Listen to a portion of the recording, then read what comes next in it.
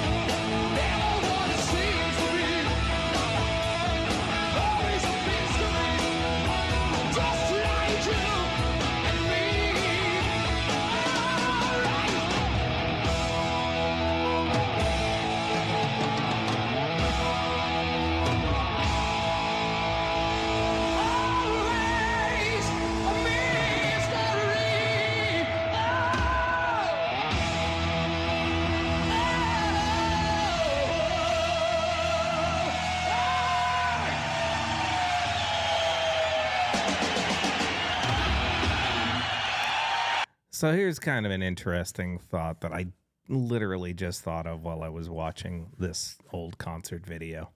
I wonder how many of these musicians from, the 80s, especially the 80s, into the early 90s, still have stuff that they used 30, 40 years ago in these live performances. Like, for example, does the drummer still have the shirt that has the lion face on it that you can see? Do guitar players like Vivian Campbell or Rowan Robertson or Craig Goldie or in other bands, Zakk Wylde or the guys from Night Ranger or Def Leppard or whatever. Do they still have the guitars that they used? Because see, the thing is, back in that time period, there was a big thing about custom graphic guitars with, things like pictures of horror movies or different kinds of unique graphics like thunder and lightning and moonshots and all these other things that you see on old Jacksons and Charvels and Ibanez's and Kramers and such.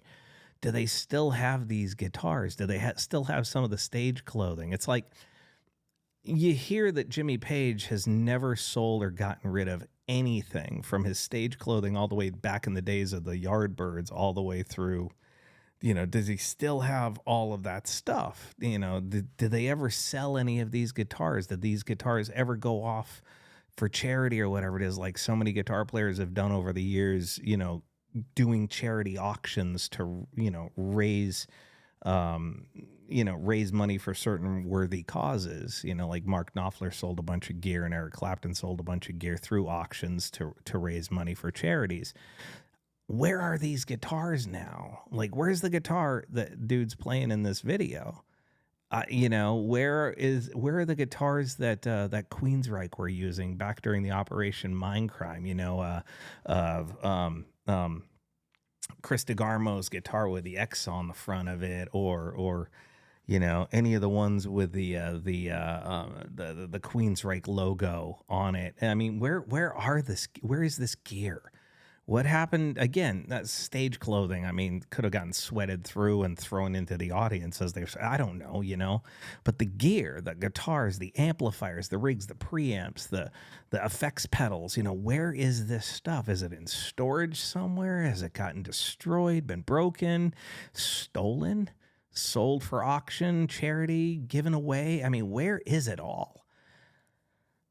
Every once in a while, I work around musical gear quite often, and I've seen some famous instruments just show up out of nowhere. I've got a picture of me holding what you call it, the Edge's 1974 Les Paul Custom. I've held Eric Clapton's Blackie Strat. I've played one of Eddie Van Halen's Kramers. I've noodled around on Eric Clapton's Crossroads 335. I've played Stevie Ray Vaughan's Lenny Strat. I've actually tried on Stevie Ray Vaughan's denim jacket from the Instep tour. Trust me, it was tight, and I didn't wear it for very long because there was a security person looking at me going, "What are you doing?" And I'm like, "Don't worry, I work here." But that's all beside the point. I mean, I know where some of it is, but there's no telling where, dude from Shotgun Messiah, Cody, his undersized, shrunken down bodied yellow gem is. It's like, I wonder, like, does Mick Mars still have the Theater of Pain Kramer, the one with the Theater of Pain album cover painted on the top of it? That's just a curiosity that I have, being a guitar player gearhead like I am.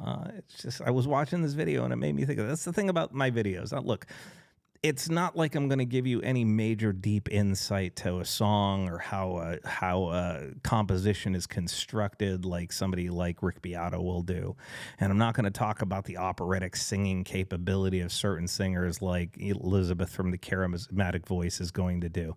And I'm not necessarily going to give you all the background story behind a song or a performance, whether it be accurate or not, like the Professor of Rock will do. I'm talking to you about what a particular performance makes me think of at the time that I'm making these videos. And in this particular instance, I could not help but look at that guitar and think to myself, where is that guitar? And it's a question that I may never find an answer to. And I really don't care if I do. It's a thought that's going through my head. And once I'm done recording this video, I probably will forget about it. But it's what I'm thinking about right now. And if you're watching my channel and you've watched it for any period of time, you know this. But if this is your first time seeing it, this is all we do here. We just talk about the music in this moment, not the long term, not the big story, not what it's just about the moment. And some people have liked it. So with that said, hope you enjoyed this. Please feel free to leave a comment. We could talk about it further. Just know that I appreciate all of you and I wish you well.